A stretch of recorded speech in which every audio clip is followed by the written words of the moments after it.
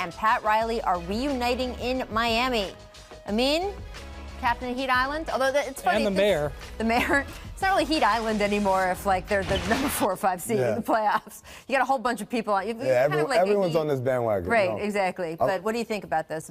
I wish Fizz was still here. I would love to hear his answer. Well, he gave it yesterday. Well, okay, well then.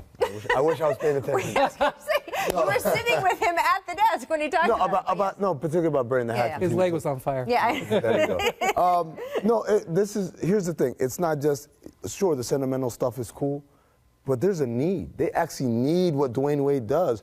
If you look at the Miami Heat, they played, I think, in more clutch situation games than any other team in the league. This last couple weeks alone, I think they've lost 4 out of their last 6 games, all kind of last position type games where they just didn't have enough offensive production, too stagnant, too much attention on Dragic, not another secondary creator, kind of like what Waiters was doing last year. So they need a guy like this. It's not just, hey, sentimental reasons, come on back, retire in a Heat jersey. It's, no, you can help us now, win now, succeed. Look, I heard these guys reunited at Dwyane Wade's former agent's funeral, and, I'm not sure they have seen each other since Dwyane departed Miami.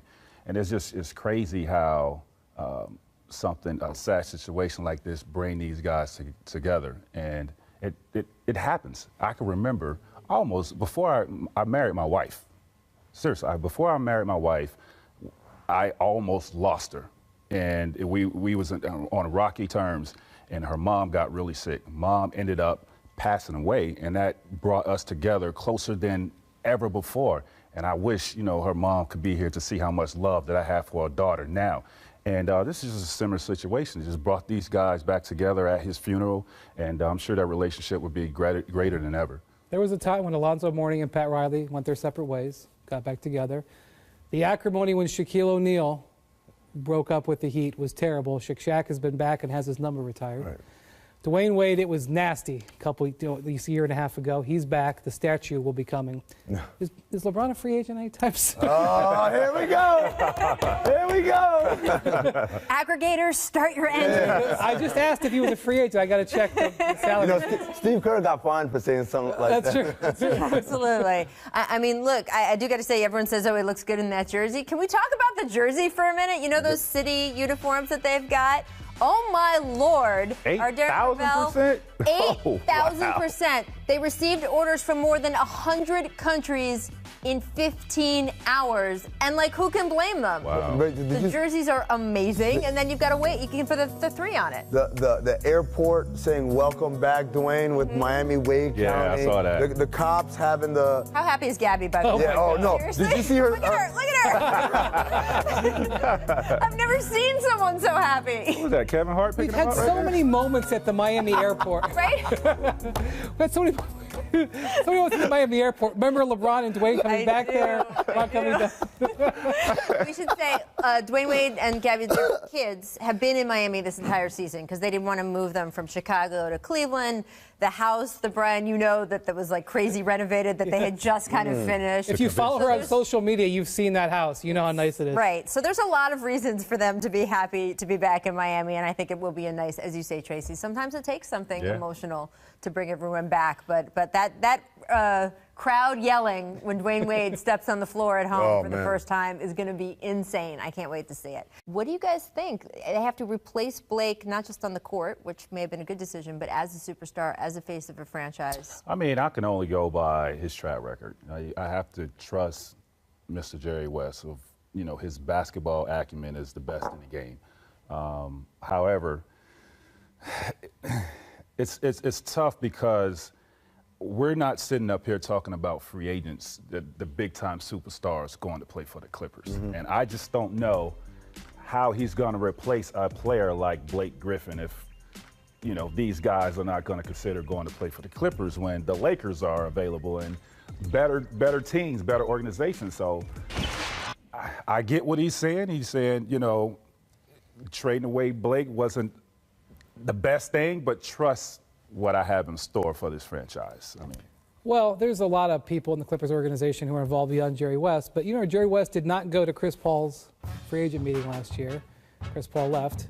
Jerry West clearly advocated for the trade of Blake Griffin, as you could tell by that situation. So Jerry West is for the rebuilding of the Clippers, for sure, as acting as the consultant. Here's what I'd say. I think the Clippers are more gearing towards 2019. How often did we sit on the show last year and say, what about this Clippers team? We're on the bike, save me over here. So now they're doing the renovation, and it's going to take a little while, and I say judge them.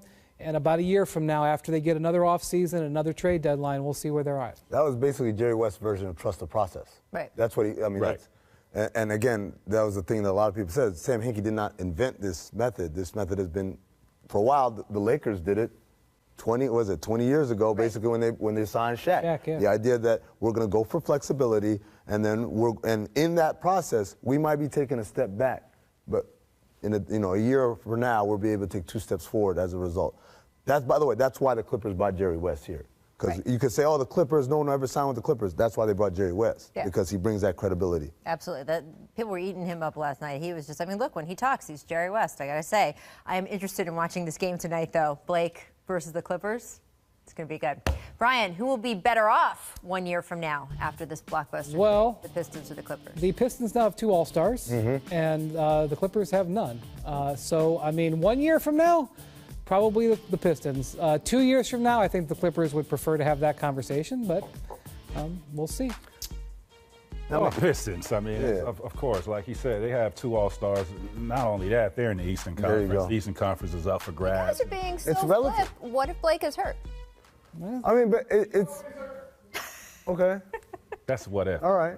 I'm just isn't that the inherent? I'm not. That's why he got traded, right? Right. I'm just saying this question is not as simple as you guys are saying, because part of the reason the Clippers decided, hey, he's not worth this enormous 5-year contract that we just signed him to 6 months ago, is that hey, we're worried that maybe he's not going to be durable, and he just had another knee injury, and that possibly tipped us over. Even without Blake, they're still in the Eastern Conference and can be competitive. And let's not forget, you got Golden State, Houston, San Antonio without Kawhi. The Clippers have much more of a challenge to be better than what the Pistons can be. So the Pistons, Andre Drummond is still there. Right. I neglected to say DeAndre Jordan. He's been an All-Star too, but maybe in my head's because. So you think in a year that he won't be there anymore? Well, they really tried to trade him yesterday, and yesterday morning there was a time where the Clippers thought DeAndre Jordan was going to the Cavs, and then the Cavs instead. Everybody's got their own story in this deal, but the Cavs instead made the deal with the Lakers. Then they tried to figure out a way to do it, and instead the Cavs made another deal. So the Clippers had come to terms with the fact that they were ready to send DeAndre Jordan to the Cavs yesterday morning. It didn't work out. Now they've got to recoup and try to maybe see whether he's going to pick up his option or if they can get him to an extension. I just want to clarify, because there was some shiny video playing and music and everything. So you were saying that the Clippers thought they had to deal with the Cavs 2 separate times yesterday? Well, one time for sure. There was a moment where the Clippers thought that DeAndre Jordan was going to the Cavs. And like I said, everybody's got their own stories. I can't say for sure what happened, but all of a sudden the Cavs instead make a deal with some of the same assets to the Lakers. Deal didn't happen. But the Cavs, from what I am told from multiple sources, could have had DeAndre Jordan yesterday and elected instead to make the deals that they did. I feel like we got to change the topic now to, would you rather have DeAndre Jordan or what they got from the Lakers? So? We got to go to break, apparently. So that's for another show. Wow. My name's Mino Hassan. I'll be good. Stay tuned. Magic and Ron Pelinka making it clear that Isaiah Thomas, I don't know. They said, this is the come off the bench question, right? I want to be careful how I phrase this. They say they want him to mentor and play alongside Lonzo Ball. Magic saying, hey, we need a point guard here. We need someone to lead our team. Well, that's because Lonzo's hurt right now. Right. So it sounds like maybe Isaiah will come off the bench, which is not something he wants to do. Do you think that IT is going to fit in with the Lakers ultimately? I don't see it happening. I don't, because I think there's 2 different agendas and 2 different wants in this situation. You drafted Lonzo, the number 2 overall pick. You have to continue to develop him. Now, I know he's out right now, but he still has to continue to develop. IT is on a different mission. This is his contract year. He's coming in. He wants to play well. He's given, 15 games audition that didn't go so well. So now you're with the Lakers, and you probably have, less than 30 games left to audition for that contract. He's going to want to go out and play great basketball, and that may take away from the development of this young player. He's the one who's under pressure. Yeah. Isaiah's Thank you, pressure. Mr. Wilbon. And it's difficult. I mean, that situation in Cleveland probably should have been expected in that he is going to have to demonstrate a certain level to get this deal. Look, we're talking about nobody's going to give Isaiah Thomas a supermax almost under any condition. You now have general managers admitting to themselves and to others the supermax they think is a terrible, terrible idea because of what it does to your club in terms of chemistry, in terms of performance, all sorts of ways of defining what that does. So now IT is looking at less than that. How much less? How many teams and good teams, how many contenders are going to pay him top dollar to come, which he was just on 2 contenders? Right. And the answer is probably 0, right? Real talk, this is Isaiah's 5th team in 7 years.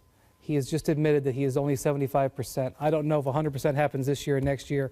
Forget about maxes and stuff. Isaiah right now is fighting for mid-level exception. And really more importantly than the amount of money is what his fit is, both this year and next year, to rebuild his health and rebuild his career. 5 teams in 7 years. Yeah.